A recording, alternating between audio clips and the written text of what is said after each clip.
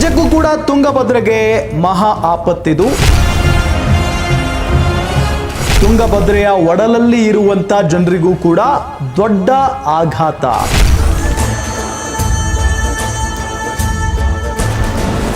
ನದಿ ಪಾತ್ರದ ಜನ ನದಿಯ ಬಳಿ ಬರುವುದಕ್ಕೂ ಕೂಡ ಭಯ ಪಡುವಂತ ಪರಿಸ್ಥಿತಿ ಈ ಕ್ಷಣಕ್ಕೂ ಅಲ್ಲಿ ಇದ್ದೇ ಇದೆ. ಅಧಿಕಾರಿಗಳ ನಿರ್ಲಕ್ಷ್ಯದಿಂದ ತುಂಗಭದ್ರಾ ಡ್ಯಾಮ್ ಆ ಗೇಟ್ ಅಲ್ಲಿಂದ ಕೊಚ್ಚಿಕೊಂಡು ಹೋಗುತ್ತೆ ಚೈನ್ ಕಟ್ ಆಗಿ. ನಮಸ್ಕಾರ ವೀಕ್ಷಕರೇ, ನೀವು ನೋಡ್ತಾ ಇದ್ದೀರಾ ಗ್ಯಾರಂಟಿ ನ್ಯೂಸ್. ನಾನು ರಾಮ್ ಬಡ್ಗೇರ್. ರಾಜ್ಯದಲ್ಲಿ ಕಳೆದ ವರ್ಷ ಮಳೆನೇ ಇರಲಿಲ್ಲ, ಬರದ ಛಾಯೆ ಆವರಿಸಿ ಬಿಟ್ಟಿತ್ತು. ಆದರೆ ಮಳೆರಾಯ ಈ ಬಾರಿ ರಾಜ್ಯದ ಜನರಿಗೆ, ದೇಶದ ಜನರಿಗೆ ಮಳೆ ಎಷ್ಟು ಬೇಕೋ ಅದಕ್ಕಿಂತ ಹೆಚ್ಚು ನೀರನ್ನು ಕೊಟ್ಟಿದ್ದಾನೆ. ಇದೆಲ್ಲದರ ನಡುವೆ ರಾಜ್ಯದಲ್ಲಿ ಈ ಬಾರಿ ಎಷ್ಟರ ಮಟ್ಟಿಗೆ ಮಳೆಯಾಗಿದೆ ಅಂತ ಅಂದರೆ ಬಹಳಷ್ಟು ತೊಂದರೆಗೆ ಒಳಗಾಗ್ತಾ ಇದ್ದಾರೆ ಜನ.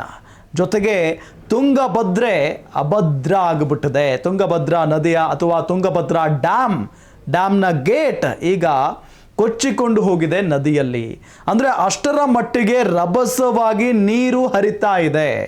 ಜೊತೆಗೆ ಈ ತುಂಗಭದ್ರಾ ಡ್ಯಾಮ್ ಅಥವಾ ತುಂಗಭದ್ರಾ ಡ್ಯಾಮ್ನ ಗೇಟ್ ಚೈನ್ ಕಿತ್ತು ಹೋಗೋದಕ್ಕೆ ಅಥವಾ ಆ ಒಂದು ಡೋರ್ ಏನಿತ್ತಲ್ಲ, ಗೇಟ್ ಏನಿತ್ತಲ್ಲ, ಅದು ಕೊಚ್ಚಿಕೊಂಡು ಹೋಗೋದಕ್ಕೆ ಏನು ಕಾರಣ, ಅದು ಎಷ್ಟು ಗಾತ್ರದ ಒಂದು ಗೇಟ್, ಜೊತೆಗೆ ಅದು ಯಾಕೆ ಸುರಕ್ಷಿತವಾಗಿರಲಿಲ್ಲ, ಅಧಿಕಾರಿಗಳು ಯಾಕೆ ಇಷ್ಟೊಂದು ನಿರ್ಲಕ್ಷ್ಯವನ್ನು ವಹಿಸಿದ್ರು, ಇದೆಲ್ಲದರ ಬಗ್ಗೆ ನಾವೀಗ ಗಮನಿಸ್ತಾ ಹೋಗೋಣ. ನಿಜಕ್ಕೂ ಕೂಡ ತುಂಗಭದ್ರೆಗೆ ಮಹಾ ಆಪತ್ತಿದು. ಜೊತೆಗೆ ತುಂಗಭದ್ರೆಯ ಒಡಲಲ್ಲಿ ಇರುವಂತ ಜನರಿಗೂ ಕೂಡ ದೊಡ್ಡ ಆಘಾತ.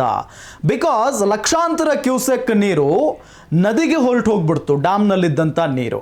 ಹಾಗಾಗಿನೇ ಆ ನದಿಯ ಅಕ್ಕಪಕ್ಕದಲ್ಲಿ ವಾಸ ಮಾಡ್ತಾ ಇರುವಂಥ ಜನರಿಗೆ, ತಗ್ಗು ಪ್ರದೇಶದಲ್ಲಿ ವಾಸ ಮಾಡ್ತಾ ಇರುವಂಥ ಜನರಿಗೆ ಭಯ ಶುರುವಾಗಿ ಹೋಗ್ಬಿಡ್ತು. ಯಾಕೆಂತ ಹೇಳಿದ್ರೆ ನದಿಯಲ್ಲಿ ನೀರು ಧುಮ್ಮಿಕ್ಕೋ ರೀತಿಯನ್ನು ನೋಡಿ ಅಲ್ಲಿನ ಜನ ಯಾರು ಕೂಡ, ನದಿ ಪಾತ್ರದ ಜನ ನದಿಯ ಬಳಿ ಬರೋದಕ್ಕೂ ಕೂಡ ಭಯ ಪಡುವಂಥ ಪರಿಸ್ಥಿತಿ ಈ ಕ್ಷಣಕ್ಕೂ ಅಲ್ಲಿ ಇದ್ದೇ ಇದೆ. ಹಾಗಾಗಿನೇ ಯಾಕೆ ಹೀಗಾಯಿತು ಅನ್ನೋ ಒಂದು ಪ್ರಶ್ನೆ ಅಂತೂ ಇದ್ದೇ ಇದೆ. ಜೊತೆಗೆ ಅಲ್ಲಿನ ಜನರಿಗೆ ಕೋಪ ಕೂಡ ಇದೆ, ಅದು ಆ ಸಂಬಂಧಪಟ್ಟಂಥ ಅಧಿಕಾರಿಗಳ ಮೇಲೆ. ನೋಡಿ, ನಾವು ಒಂದೊಂದೇ ಪಾಯಿಂಟ್ ಗಮನಿಸ್ತಾ ಹೋಗೋಣ. ಕರ್ನಾಟಕ ಎರಡನೇ ಅತಿ ದೊಡ್ಡ ಅಣೆಕಟ್ಟಿದು. ತುಂಗಭದ್ರಾ 133 TMC ಸಾಮರ್ಥ್ಯವನ್ನು ಹೊಂದಿದೆ. ಹೂಳು ತುಂಬಿದ್ದರಿಂದ 103 TMC ನೀರು ಸಂಗ್ರಹ ಆಗಿತ್ತು. ಟೋಟಲ್ 133 TMC ಸಾಮರ್ಥ್ಯ ಹೊಂದಿದ್ರು ಕೂಡ ಹೂಳು ತುಂಬಿದ್ರಿಂದ 103 TMC ನೀರು ಸಂಗ್ರಹ ಆಗಿದೆ. ಅಲ್ಲಿ ಕರ್ನಾಟಕ, ಆಂಧ್ರ ಮತ್ತು ತೆಲಂಗಾಣ ರಾಜ್ಯಕ್ಕೆ ಆಧಾರವಾಗಿರುವಂಥ ನದಿ ಇದು ತುಂಗಭದ್ರಾ ನದಿ. ಕರ್ನಾಟಕ, ಆಂಧ್ರ, ತೆಲಂಗಾಣ ಈ 3 ರಾಜ್ಯಗಳಿಗೂ ಕೂಡ ಈ ನೀರು ಬಳಕೆಯಾಗುತ್ತೆ, ಈ ನದಿಯ ನೀರು. ರಾಜ್ಯದ ಬಳ್ಳಾರಿ, ವಿಜಯನಗರ ಮತ್ತು ಕೊಪ್ಪಳಕ್ಕೆ ಜಲಾಧಾರ. ರಾಜ್ಯದ ಬಳ್ಳಾರಿ, ಕೊಪ್ಪಳ ಮತ್ತು ವಿಜಯನಗರ 3 ಜಿಲ್ಲೆಗಳಿಗೂ ಕೂಡ ಇದೇ ನೀರು ಬಳಕೆ ಆಗುತ್ತೆ. ರಾಜ್ಯದ ಬರೋಬ್ಬರಿ 10 ಲಕ್ಷ ಎಕರೆಗೆ ಜೀವನಾಧಾರ ಇದು. 10 ಲಕ್ಷ ಎಕರೆಗೆ. ಬಹಳ ಪ್ರಮುಖವಾಗಿ ನಾನು ಈಗಾಗಲೇ ಹೇಳಿದ ಹಾಗೆ ಬಳ್ಳಾರಿ, ವಿಜಯನಗರ ಮತ್ತು ಕೊಪ್ಪಳ ಈ 3 ಜಿಲ್ಲೆಗಳಿಗೆ ಒಂದು ಕಡೆ ಕುಡಿಯುವ ನೀರಿನ ವ್ಯವಸ್ಥೆ ಆದರೆ ಮತ್ತೊಂದು ಕಡೆ ಆ ಜಿಲ್ಲೆಯ ರೈತರಿಗೆ, ಕೃಷಿ ಭೂಮಿಗೂ ಕೂಡ ಈ ನೀರನ್ನು ಬಳಕೆ ಮಾಡಿಕೊಳ್ಳಲಾಗುತ್ತೆ. ಬರೋಬ್ಬರಿ 10 ಲಕ್ಷ ಎಕರೆಯಲ್ಲಿರುವಂಥ ಕೃಷಿ ಭೂಮಿ ಏನಿದೆಯಲ್ಲ, ಆ ಬೆಳೆಗಳಿಗೆ ಈ ನೀರನ್ನು ಬಳಸಿಕೊಳ್ಳಲಾಗುತ್ತೆ. ಆಂಧ್ರ, ತೆಲಂಗಾಣಕ್ಕೆ 13 ಲಕ್ಷ ಎಕರೆ ಕೃಷಿಗೆ ಮೂಲಾಧಾರ. ರಾಜ್ಯದ 10 ಲಕ್ಷ ಎಕರೆ ಕೃಷಿಗೆ ಮೂಲ ಆಧಾರ ಆಗಿದ್ರೆ ತೆಲಂಗಾಣ ಮತ್ತು ಆಂಧ್ರ ಪ್ರದೇಶದ 13 ಲಕ್ಷ ಎಕರೆಗೆ ಈ ನೀರು ಆಧಾರ ಆಗಿದೆ. ನೋಡಿ ಎಂಥ ವಿಪರ್ಯಾಸ ಅಂತ ಅಂದರೆ ಈ ನೀರನ್ನು ನಾವೆಲ್ಲ ಹೇಗೆ ಕಾಪಾಡಿಕೊಳ್ಬೇಕು, ಯಾಕೆಂತ ಹೇಳಿದರೆ ಭಾಳ ಮುಖ್ಯ ಇದು. ಜೊತೆಗೆ ರೈತರಿಗೆ ಬಾರಿ ಸಿಕ್ಕಾಪಟ್ಟೆ ಖುಷಿ ಆಗೋಗ್ಬಿಟ್ಟಿತ್ತು, ಬಿಕಾಸ್ ತುಂಗಭದ್ರೆಯ ಒಡಲು ತುಂಬಿಬಿಟ್ಟಿದೆ ಅಂತ ಹೇಳಿ.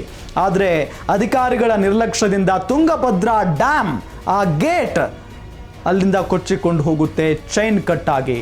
ಅಂದರೆ ಅಷ್ಟೊಂದು ನಿರ್ಲಕ್ಷ್ಯ ಯಾಕೆ? ಈ ಬಾರಿ ಬಹಳಷ್ಟು ಮಳೆ ಆಗುತ್ತೆ ಅಂತ ಹೇಳಿ ಅಧಿಕಾರಿಗಳಿಗೆ ಗೊತ್ತಿರಲಿಲ್ವಾ, ಸರ್ಕಾರಕ್ಕೆ ಗೊತ್ತಿರಲಿಲ್ವಾ ಅನ್ನೋ ಪ್ರಶ್ನೆಯೂ ಕೂಡ ಮೂಡುತ್ತೆ.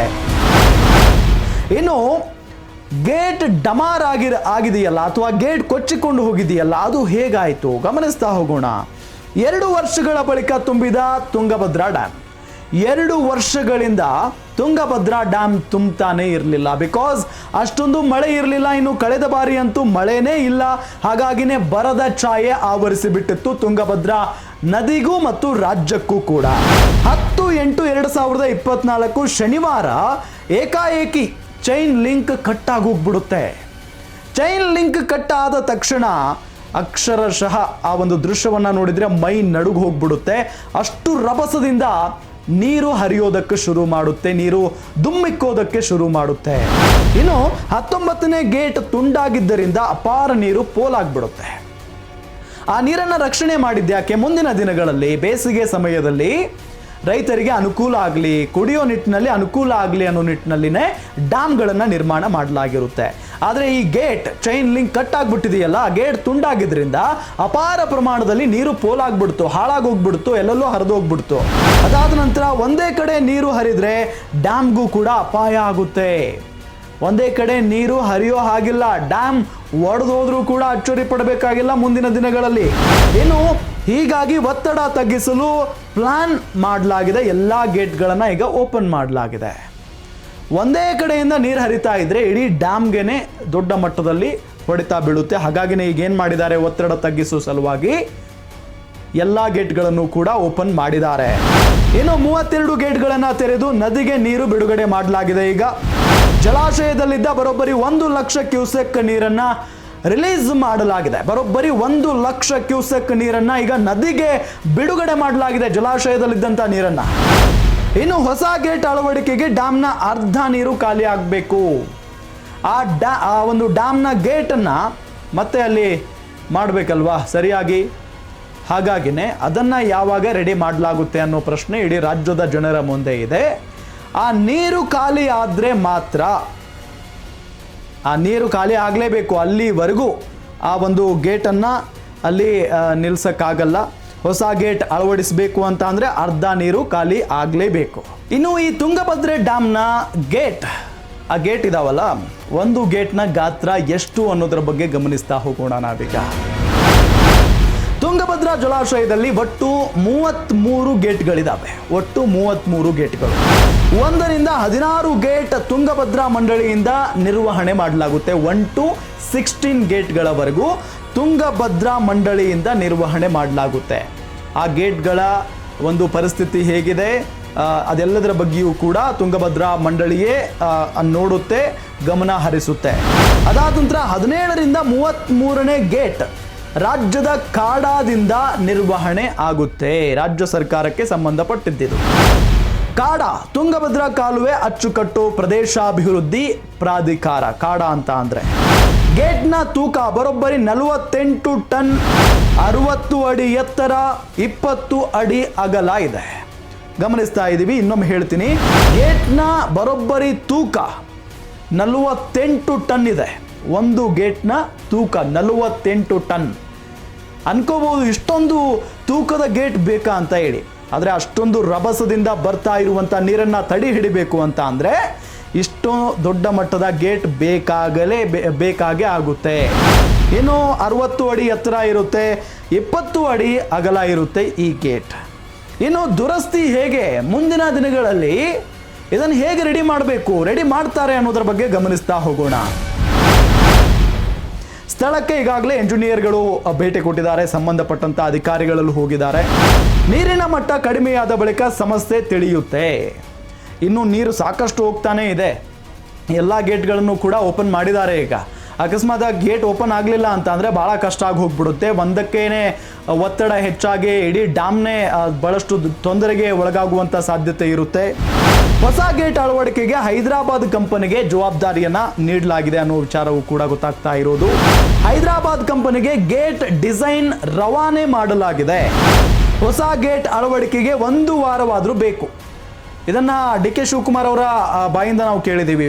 ಏನು ಸದ್ಯಕ್ಕೆ ಆಗ್ಬಿಡುವಂಥ ವಿಚಾರನ ಇದು, ಸಾಧ್ಯನೇ ಇಲ್ಲ, ಕೆಲವೊಂದಿಷ್ಟು ಸಮಯ ಬೇಕು ನಮಗೆ ಅಂತೆಲ್ಲ ಮಾತನಾಡ್ತಾ ಇದ್ರು. ಎಲ್ಲ ನೀರು ಹೋದ ನಂತರ, ಅರ್ಧ ಡ್ಯಾಮ್ ಖಾಲಿ ಆದ ನಂತರವೇ ಅಥವಾ ಈ ಗೇಟ್ ಚೈನ್ ಲಿಂಕ್ ಹೇಗೆ ಕಟ್ಟಾಯಿತು ಅನ್ನೋದ್ರ ಬಗ್ಗೆಯೂ ಕೂಡ ಗೊತ್ತಾಗುತ್ತೆ. ಜೊತೆಗೆ ಅಳವಡಿಕೆಗೂ ಕೂಡ 1 ವಾರ ಬೇಕೇ ಬೇಕು ಅಂತ ಹೇಳ್ತಾ ಇದ್ದಾರೆ. ಉತ್ತರ ಒಳನಾಡು ಮತ್ತು ಮಹಾರಾಷ್ಟ್ರ ಭಾಗದಲ್ಲಿ ಮಳೆ ಕಡಿಮೆ ಆಗಿದೆ. ಸದ್ಯಕ್ಕೆ ಮಳೆ ಕಡಿಮೆ ಆಗಿದೆ ಉತ್ತರ ಒಳನಾಡು ಮತ್ತು ಮಹಾರಾಷ್ಟ್ರ ಭಾಗದಲ್ಲಿ. ಅಲ್ಲಿ ಏನಾದರೂ ಮಳೆ ಜಾಸ್ತಿ ಆಗಿಬಿಟ್ರೆ ಮುಗೀತು, ಮತ್ತೆ ಡ್ಯಾಮ್ ಫಿಲ್ ಆಗುತ್ತೆ, ನದಿ ರಭಸದಿಂದ ಹರಿಯೋದಕ್ಕೆ ಶುರು ಮಾಡುತ್ತೆ. ಡ್ಯಾಮ್ ಮತ್ತೆ ಭರ್ತಿ ಆಗಬೇಕಾದ್ರೆ ಭಾರಿ ಮಳೆ ಆಗಬೇಕಾಗುತ್ತೆ. ಇಲ್ಲಿ ಸಂಕಷ್ಟ ಶುರುವಾಗುತ್ತೆ. ಒಂದು ಗೇಟ್ ಹಾಕಿದ ನಂತರ, ಗೇಟ್ ಅಳವಡಿಕೆಯ ನಂತರ ಆ ಡ್ಯಾಮ್ ಭರ್ತಿ ಆಗಬೇಕಾದ್ರೆ ಅಷ್ಟು ಸುಲಭ ಅಲ್ಲ, ಭಾರಿ ಮಳೆನೇ ಬರಬೇಕು. ಇಡೀ ರಾಜ್ಯದಲ್ಲಿ ಭಾರಿ ಮಳೆ ಆದಾಗ ಮಾತ್ರ ಆ ಒಂದು ಡ್ಯಾಮ್ ಭರ್ತಿ ಆಗೋದಕ್ಕೆ ಸಾಧ್ಯ. ಮಳೆ ಆಗದೆ ಇದ್ರೆ ಕೃಷಿ ಮತ್ತು ಕುಡಿಯುವ ನೀರಿಗೆ ಸಮಸ್ಯೆ ಆಗುತ್ತೆ. ಇದು ಅಸಲಿ ಪ್ರಾಬ್ಲಮ್. ಈಗ ಗೇಟ್ ತುಂಡಾಗಿದ್ದರಿಂದ, ಆ ಚೈನ್ ಲಿಂಕ್ ಕಟ್ ಆಗಿ ಗೇಟ್ ಬಿದ್ದಿದ್ದರಿಂದ, ಕೊಚ್ಚಿಕೊಂಡು ಹೋಗಿದ್ರಿಂದ ಎಲ್ಲ ನೀರು ಕೂಡ ನದಿಗೆ ಬಿಡಲಾಗಿದೆ. ಡ್ಯಾಮ್ನಲ್ಲಿ ನೀರಿಲ್ಲ. ಡ್ಯಾಮ್ನಲ್ಲಿ ನೀರನ್ನು ಯಾಕೆ ಹಿಡಿದಿಟ್ಟುಕೊಳ್ತಾರೆ ಅಂತ ಅಂದರೆ, ಸಂಕಷ್ಟದ ಸಮಯದಲ್ಲಿ, ನದಿಯಲ್ಲಿ ನೀರಿಲ್ಲದಂಥ ಸಮಯದಲ್ಲಿ ಅದನ್ನು ಬಿಡುಗಡೆ ಮಾಡ್ತಾರೆ. ಆದರೆ ಈಗ ಎಲ್ಲ ನೀರನ್ನು ನದಿಗೆ ಹರಿಬಿಡಲಾಗಿದೆ. ಹಾಗಾಗಿ ನೀರು ಇಲ್ಲದೆ ಬತ್ತಿ ಹೋಗುವಂಥ ಎಲ್ಲ ಸಾಧ್ಯತೆಯೂ ಕೂಡ ಇದೆ. ಬಿಕಾಸ್ ಮಳೆ ಕಡಿಮೆ ಆಗ್ತಾ ಇದೆ ಬರ್ಬರ್ತಾ. ಆದರೆ ಮಳೆ ಕಡಿಮೆ ಆಗಿಬಿಟ್ರೆ ಈ ಒಂದು ಡ್ಯಾಮ್ ಭರ್ತಿ ಆಗಲ್ಲ. ಭರ್ತಿ ಆಗದೆ ಹೋದರೆ ಮುಂದಿನ ದಿನಗಳಲ್ಲಿ ರೈತಾಪಿ ವರ್ಗಕ್ಕೆ ಮತ್ತು ಕೃಷಿ ವರ್ಗಕ್ಕೆ, ಕುಡಿಯುವ ನೀರಿಗೆ ಬಹಳಷ್ಟು ತೊಂದರೆಯಾಗುವಂಥ ಸಾಧ್ಯತೆಯೂ ಕೂಡ ಇದೆ. ನೋಡೋಣ ಈ ಒಂದು ಸಂಕಷ್ಟದಿಂದ ಅಥವಾ ಈ ಒಂದು ಕಷ್ಟವನ್ನು ಯಾವಾಗ ಪರಿಹರಿಸ್ತಾರೆ, ಜೊತೆಗೆ ಈ ಸಮಸ್ಯೆಯನ್ನು ಯಾವಾಗ ಪರಿಹರಿಸ್ತಾರೆ, ಜೊತೆಗೆ ಈ ಅಧಿಕಾರಿಗಳು ಇದಕ್ಕೆ ಯಾವ ರೀತಿಯಾದಂಥ ಉತ್ತರವನ್ನು ಕೊಡ್ತಾರೆ, ಕಾದು ನೋಡಬೇಕಾಗಿದೆ. ನೋಡ್ತಾ ಇರಿ ಗ್ಯಾರಂಟಿ ನ್ಯೂಸ್, ಸುದ್ದಿ ಖಚಿತ, ನ್ಯಾಯ ನಿಶ್ಚಿತ. ಗ್ಯಾರಂಟಿ ನ್ಯೂಸ್, ಸುದ್ದಿ ಖಚಿತ, ನ್ಯಾಯ ನಿಶ್ಚಿತ.